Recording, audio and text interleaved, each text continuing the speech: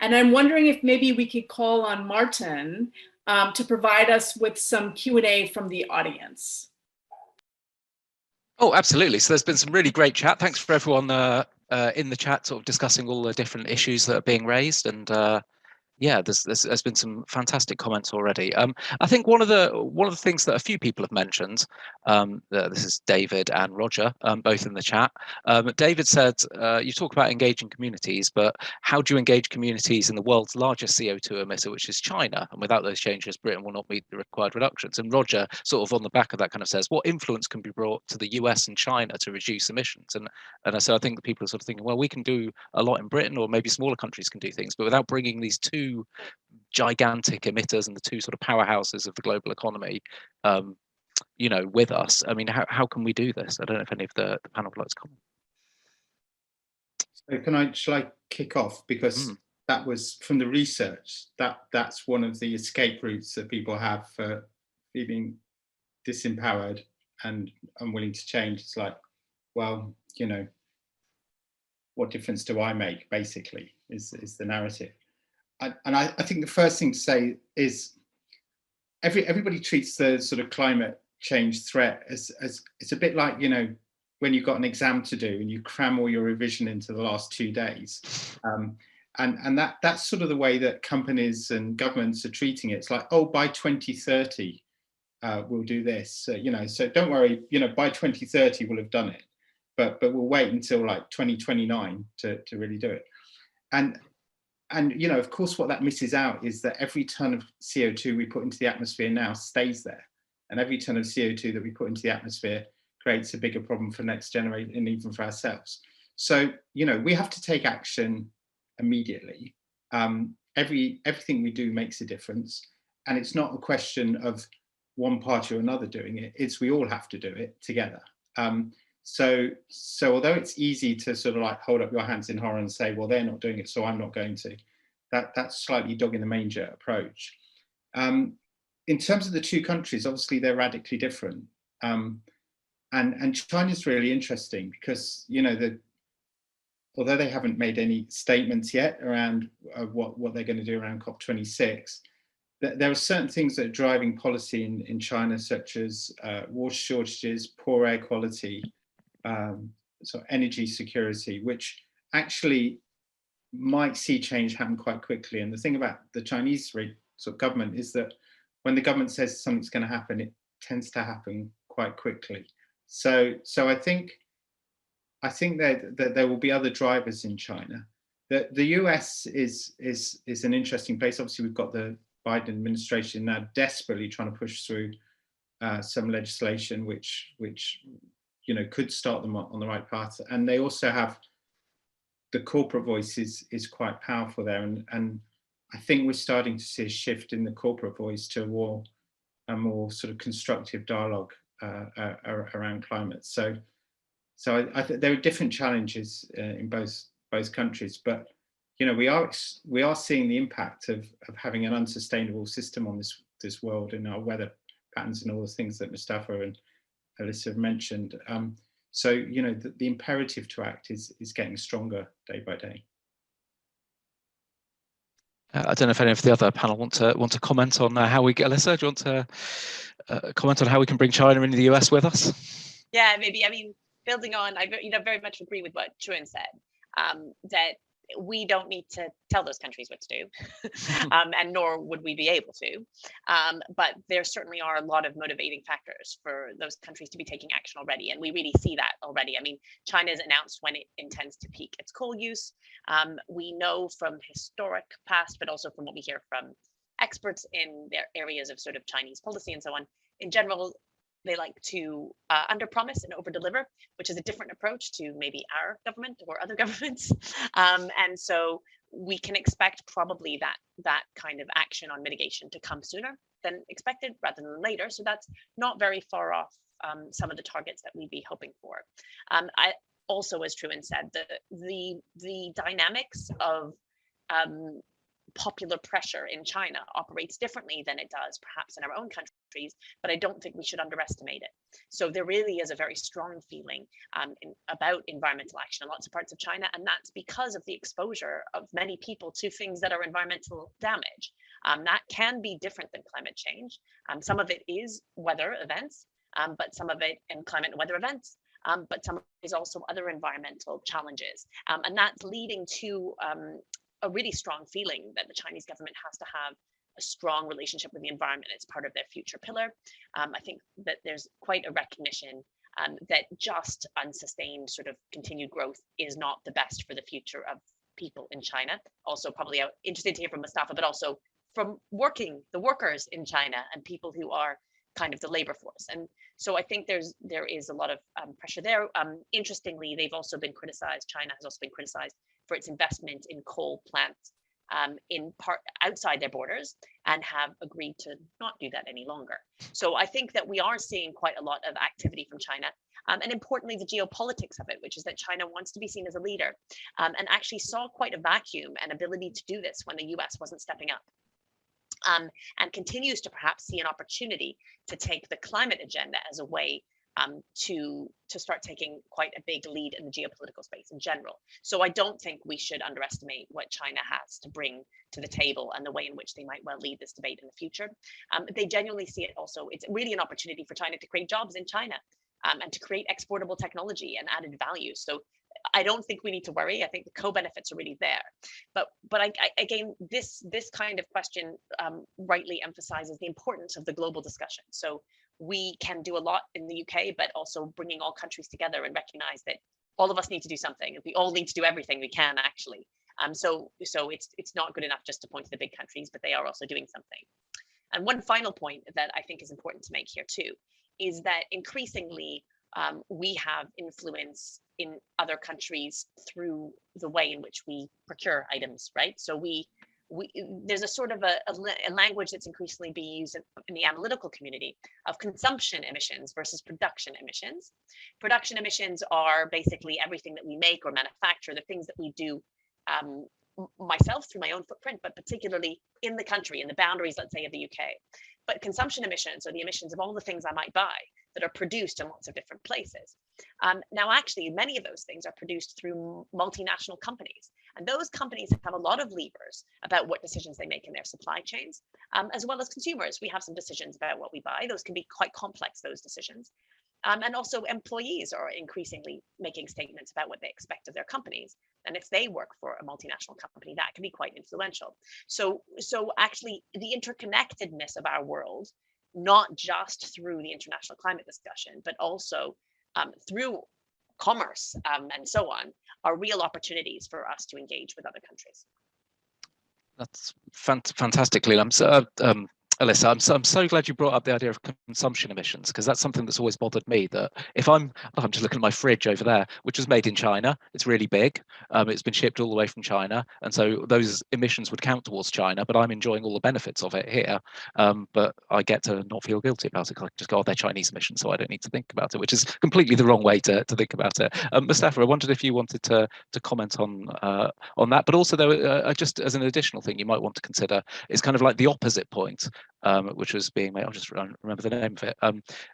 So Esk McNeil kind of said the problem of climate change is discussed from a developed world urban point of view, and how do we represent the views of the developing world at COP26, as well as the, you know, obviously what the big players like China and the US are doing. Well, I may maybe start with the second part of the question. I think the debate is changing because up until now, there has been a lot of emphasis on mitigation. How do we tackle climate change, reduce the emissions of greenhouse gas into the atmosphere?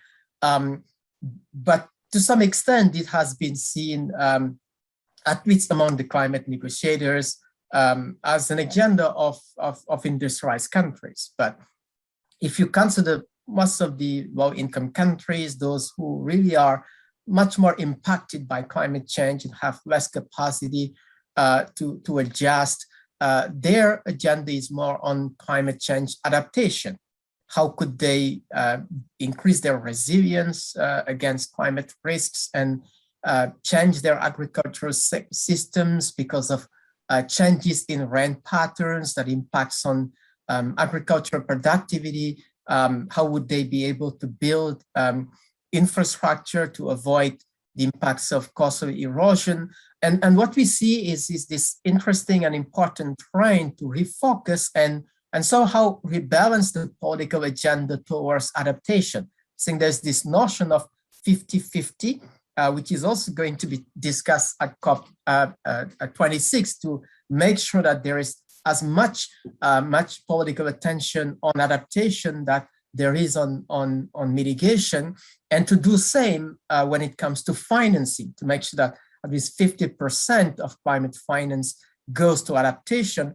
And this is what countries like Bangladesh, Maldives, many of those who really are impacted the most by climate change are interested in and want to see action. So it's an interesting and positive move that all the countries, the negotiators and decision makers are putting a much greater emphasis on adaptation. Excellent. Colleen, I wondered if you had any comments or you wanted to jump in, or should I just go for some more questions? Well, I mean, I know that I have puppies in the background who might be also voicing their concerns about climate change. But I just wanted to raise something that Truan had mentioned, which is in the United States that there are these corporations which are increasingly becoming involved in the climate discussion. And one thing that I would like to say is that having attended a lot of these corporate events where you have sort of these leadership figures from, different corporations, but also, financial institutions, the insurance industry, different, consumer goods producers, and they all have their sort of bit to add to the greater climate discussion, but it's becoming a little bit hegemonic. And I think that this is a real problem, is that, at a certain point, these corporations are going to arrive at a consensus, and that consensus is going to be very self-referential, and it's going to be incredibly professionalized, right? So everyone's going to be speaking in this professional jargon, which seems to be addressing real problems, but it's really just addressing the PR problems that corporations are facing. And maybe it is the case that they're doing loads of stuff behind the scenes to, pull the right levers, as Alyssa says. But we in the public are only going to hear this sort of very, whitewashed version of these transitions that corporations may or may not actually be making. And so one of the things that I've been considering as an entrepreneur is the extent to which, statements or disclosures. And I know that there's, the TCFD, the financial disclosure bit that the financial community has been implementing. If there's ever going to be an audit, or how do members of the public challenge these statements? Like, what are the mechanisms by which, the people can ascertain exactly what is happening behind the scenes, not just in the governments, which ostensibly represent them, and also represent them in places like COP26, but these corporations which are taking a lead in many ways in social public policy problems and coming up with their own solutions in the absence of real leadership from government. So I think I'll jump in with a few more questions from our audience, if that's okay. Something that Tran Vishal mentioned was saying that these goals won't actually, the COP26 goals won't actually guarantee a clean energy future. It seems like the government's put forward these kind of cool snippets as a shift to sustainability, but the backbone of most countries is still actually fossil fuels. So what is the way to kind of fix this? And Tran suggests a carbon tax, and maybe a global carbon tax would be a way of kind of reducing emissions, because then you just sort of leave it up to the market to say you find the most efficient way of making all of these things, given that you have to pay for the carbon that you emit. I just wonder if any of the panel think that's a feasible thing or something that might come out of the conference next month. I'm happy to say a little bit about carbon pricing as a mechanism. So I think there's sort of two parts to the question, right? The first one is, I mean, our country's really serious, right? There's a backbone of fossil fuels, and it's hard to imagine how countries are really going to move away from them. And that's why really what you need to do is at this international level, make an agreement about your aspiration and then break it down into a step of targets that are not just a long-term target, but some shorter-term targets. And then the really difficult part is the interim, right? The really difficult bit isn't 5 years from now, and it's not 45 years from now. The really difficult bit is like the bit in the middle, which is transitioning from something to something else, both in terms of your economic, input, the way you use energy in your homes. So, countries will have to make a plan for themselves that probably involves approaching things, for example, sector by sector or fuel source by fuel source. So to give the UK as an example, because that's the one I know best, if you had gone to a rural part of the UK 10 years ago, you would have seen lots of fields. If you do that in some parts of the UK now, you'll see fields where there are sheep and solar panels. You really wouldn't have imagined that would be the case in the UK. It's not a place that's known for greatly for its sunlight. We're quite far north. It doesn't, it's much sunnier here than people think, but still, that we've basically managed to reduce the fossil fuel intensity of our average kind of electricity use. We're well on the way, basically, in the power sector. Now the question is what happens in terms of how we heat our homes. So that's a good example of where we've got a question about how we can transfer our homes from being something that we heat right now with natural gas to something that we heat either through air-sourced heat pumps or some kind of form of hydrogen, or something, to what extent do we do each of those things, and how do we transfer our infrastructure to allow that? And that's the next bit of the journey. So I'm saying that's how it looks for the UK. Each country has to say, okay, how am I going sector by sector in that transition? Okay, so that's the first half of the question. The second half is, can a carbon price help us do this better? What I would say is there is a kind of fundamental problem with a carbon price, which is that you need to have it high enough to have the impact that you want. And so it might be very easy for everyone to say, yeah, let's choose a carbon price. And the reason why it's easy for people to say they'll have a carbon price is because it's very non-specific. It's flexible, that's true, but everyone can feel comfortable with it because it doesn't really affect anything they have to think about too deeply that might actually affect a change, like I just described a real change, changing how I heat my home. So you can imagine a situation where some group of countries agree some kind of taxation process. We have carbon pricing like that in parts of the world through emissions trading systems already and through some taxation in different jurisdictions. But the challenge is that in all those jurisdictions, the carbon price is not nearly high enough to lead to the economic incentive to switch in a major way from one kind of basic fuel source to another. And if you look at the evidence from how, for example, the EU emissions trading system, which is a form of carbon pricing, has worked in the European Union, what you see is that it's been very good at stimulating switching from one fuel to another for a certain use within a certain area. But in terms of stimulating quite big changes, step changes, it's not sufficient. So a carbon price can do something, but can only be used in conjunction with a range of other policy instruments. So it can help, but it can't take away that kind of careful planning that I just described and the need for another sort of complementary set of policies and measures that think through some of those tricky areas.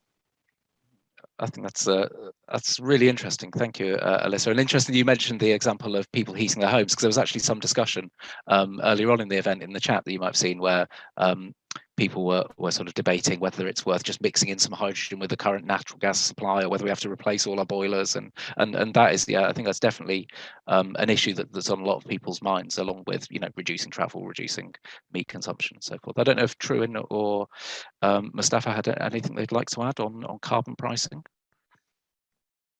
No. Just very quickly on. I mean, I sort of half agree with Alyssa on this, but because the issue is not a carbon tax, it's the issue is the carbon tax high enough to stimulate activity? I mean, the great thing about the carbon tax is that it does hit the point of production. So, it helps to deal with, your fridge, for example, it works on that level. And I think if the tax is high enough, now whether you'd ever get global agreement on it is a whole other question, which the answer is no. But theoretically, if we're serious, then then I think some sort of carbon pricing, proper carbon pricing, not the sort of flimsy European stuff we've got at the moment, is needed. Alyssa or Moustapha, I don't know if you want to respond to that, or Colleen? Yeah, I mean, I do. I'll agree to disagree with Truan. I think we're never going to agree a global carbon price that's high enough to achieve what we want to achieve. It's a useful tool, and I think it's very easy to ignore the fact that we have a lot of carbon pricing already. So we do actually already have prices on carbon that we might not call a carbon price. So, for example, in the UK, we have quite high fuel taxation. It's not actually directly linked to carbon as a metric in the way that we're thinking about it, but it's already there. Now, if you think about what's just happened with gas prices in the UK over the recent period of time, that's a good test bed for how people feel about pricing as a tool. And then considering, and I'm just going to segue, away from the carbon pricing discussion, just to go back into the core of our narrative today, which is about fairness. So, Colleen mentioned that we don't want to have regressive measures, which are measures that hit poor people harder than wealthier people. Carbon pricing, and if you think about again these recent gas price measures, do hit poorer people harder, and that isn't ideal. So that's something that we need to face up to, which again is part of my kind of argument that there's place for carbon pricing, definitely, but it's not good enough by itself.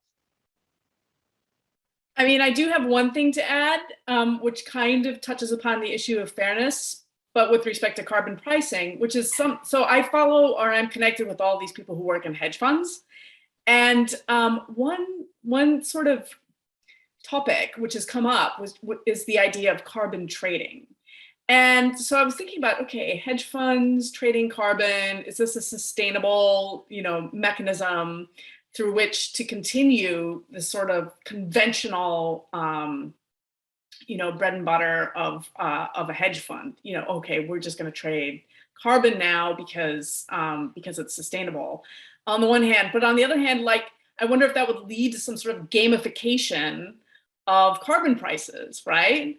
And so this is something that has sort of entered into my bonnet and is kind of buzzing around like a little bee. What is it with these hedge funds and the carbon pricing and the carbon trading? And, is this a good or is this a bad thing that's happening? It's kind of hard to tell. And maybe this is far from the discussion, but at least we can say that hedge funds are paying attention.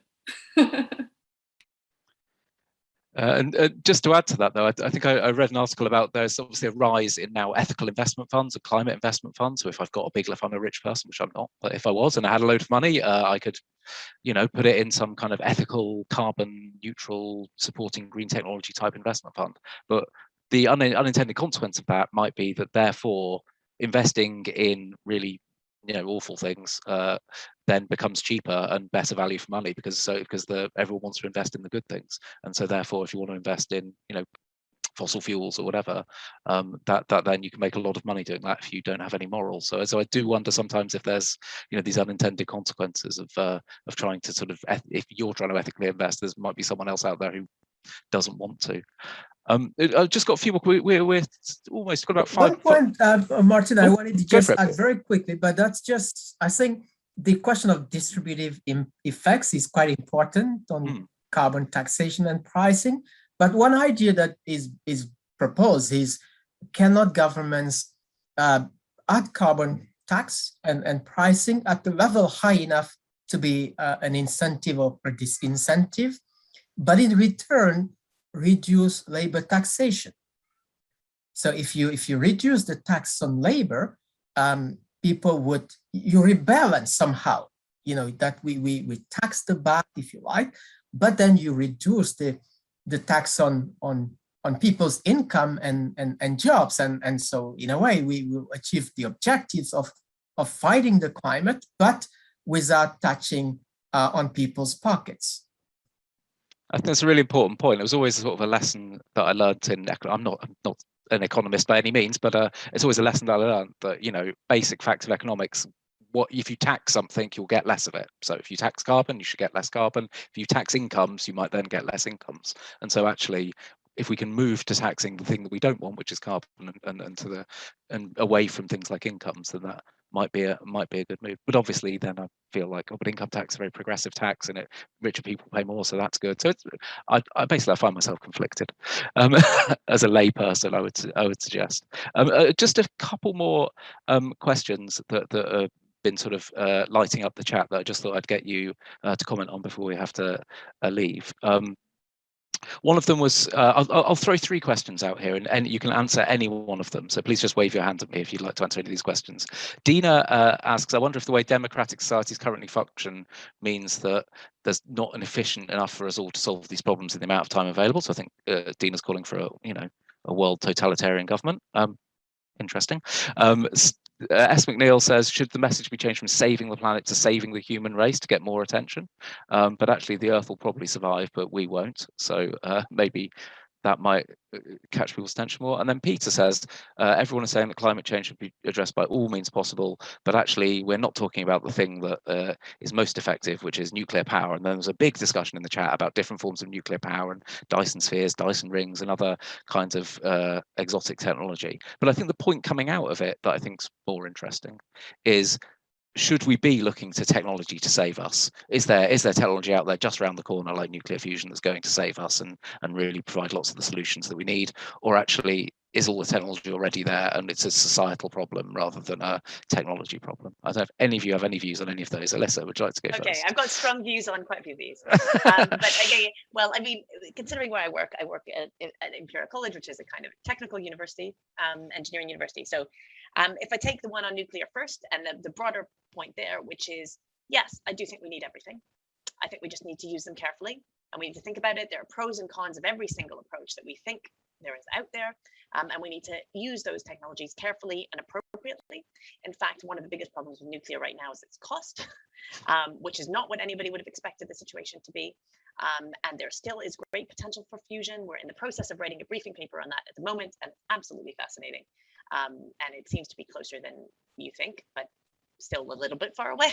But there's lots of different technologies out there, and I don't think we should be excluding one or the other at this point. I think they all have something to offer. As we mentioned before, there's many different countries involved in this process with many different situations, so we should be open to that. I also wanted to pick up on this question, which comes up very often, actually, which is, do we have the right, is democracy going to work for this? It's urgent. I think it will. That's not just because I believe in democracy and live in a democracy, but because one of the points that I made earlier on is that for us to be able to do this well and in a sustained fashion, people need to be brought with us. So it doesn't matter what, well, I'm not, who am I? I'm not a political scientist, so I don't know whether it matters or not in the end, which political structure you're in.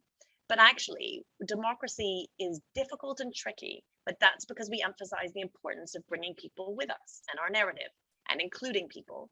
That, for me, has to be the way to do this. Unfortunately, it's going to make it really hard to do this at the pace that we need to do it, which means we need to be innovative about how we do things in social systems. But I think that on balance, and this is maybe a controversial thing to say, if we end up going ever so slightly slower in our transition to a zero carbon society, but we do it in a way that all citizens are ready to stay in that society, and then there's value to them in living in that low carbon, zero carbon resilient world, then we've done it. If we do it very, very quickly, and there isn't a place in that world for every citizen that they feel comfortable, then we won't stay in that place for very long. Truin or Moustapha, would you like to comment on any of those issues raised? Just two very quick things. I mean, I think that the environmental movement has tended to be very dogmatic about this is right and this is wrong. And I think that's a very dangerous position to be, because technology moves, circumstances shift. So I think being open to all technologies, including nuclear, has to be on the table for the environmental, the deep green environmental movement, which it may not be at the moment. And what we've already pumped sufficient carbon into the air that we're going to create disruption, and it is going to take time. And I think the democratic route is the preferred route, but it is going to take time. And I think what we need to do as a society is build a safety net into all of those people in the most vulnerable position who will be affected. And that's really the job of government. And certainly in the UK, government has been very poor at providing the safety net to the people who are most vulnerably exposed to change. And I think that's what needs to change in society. We need to make sure that we help those most at risk get through what could be a difficult period. Moustapha, would you like to add to that? Well, for me, the point on saving the planet and shifting to saving people is an important part of the debate. I think it's about the planet, the people, and prosperity, because we have to recognize that we live in a world where there is massive poverty still. Many parts of the world need to build their economies, improve human well-being. They have to, they need economic growth, they need to generate income and wealth. So therefore, how do you balance all of that and keeping the economies growing in a sustainable way to improve livelihoods and human welfare, but doing that in a way that significantly reduces the ecological footprint and managing that transition so that, you know, we can have a revolution because it would have happened since. It has to be a transition, and we have to make that transition fair and just by enabling all actors be part of the process. Because if we do that, then it ensures that we can be on a pathway which is, you know, consensus based. And I think what the majority of people on this planet want is safety and security. I hope we can get there. Well, that seems like a very hopeful note to end on. Colleen, I don't know if you wanted to give us a few words to kind of sum up. Well, just responding to something that Alyssa touched upon, that also, engages some of the points that Truan and Moustapha have raised with regard to the wealth of technology available to first world countries. And I think that it's going to be really this technology transfer bit that's key to sort of sharing that knowledge and sharing, the capacity to make climatological impact through technology actually happen in third world countries. And I wonder, how optimistic we should be about that, really. And I also think that there is a scope for leadership because as a friend of mine who's Indian said, to me recently, well, one of the things that I think that came through the COVID experience is we all learned that driving less, that actually emitting less carbon through transportation or through consumption actually improved air quality likely faster than technology could do. And indeed, as Moustapha had said, it is a consequence of industrialization, aka technology, and the growth of these technological regimes that has contributed to environmental and climate change. So that's basically my piece, Martin. And if there are any other questions, I think we might still have time for one or two, but otherwise I think we're just slightly out of time, I think, Colleen. But what I would say to people is if you do want to find out more or get more involved, just look at the website, the page for this event on our website, rigb.org, and it's just there on the events calendar, and you'll be able to find details for Alyssa, for Truan, for Moustapha, and also sadly for Cameron Malik, who was unfortunately due to join us today to provide a really interesting perspective on climate, which is the perspective of those with disabilities, which I think is just a thing that's completely sort of been erased from the climate discussion thus far. So it's really sad that he sadly wasn't able to join us to provide that perspective. But yeah, so do check out all of the people that have been speaking, and thank you so much to all of our fantastic panelists.